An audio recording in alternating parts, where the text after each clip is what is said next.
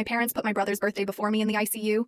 I convinced myself I was merely a burden until officers showed up, saying I was a child snatched 30 years prior. Can you imagine hitting rock bottom, barely surviving a brutal accident, and the only people you thought you could count on, your own parents, coldly hang up on you?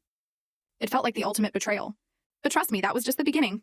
Because a few days later, two strangers walked into my hospital room and dropped a DNA test result on my bed. A result that proved my entire life was a carefully constructed lie. My name is Wyatt Dempsey, or at least that's who I thought I was for over 30 years. And if you're here, I'm going to tell you a story that still feels impossible to believe. It's a story about the kind of truth that shatters everything you thought you knew.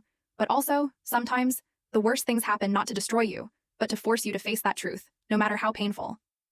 For me, it all began on a cold, rainy afternoon in the suburbs of Rockford, Illinois, when my entire world shattered in a single, terrifying moment.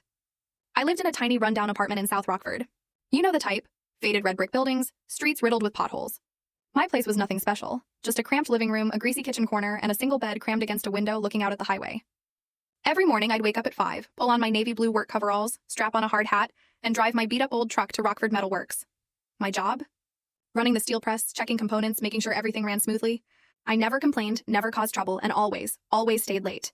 My coworkers called me Quiet Wyatt because I rarely spoke unless it was absolutely necessary. Work was my escape, a way to keep my mind busy, to avoid thinking about other things. Like family, or what I thought was my family.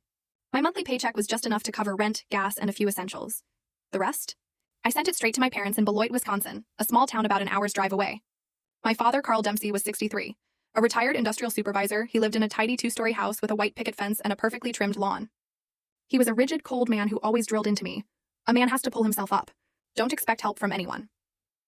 I heard those words since I was a kid, and maybe because of them, I learned not to beg, not to ask for anything.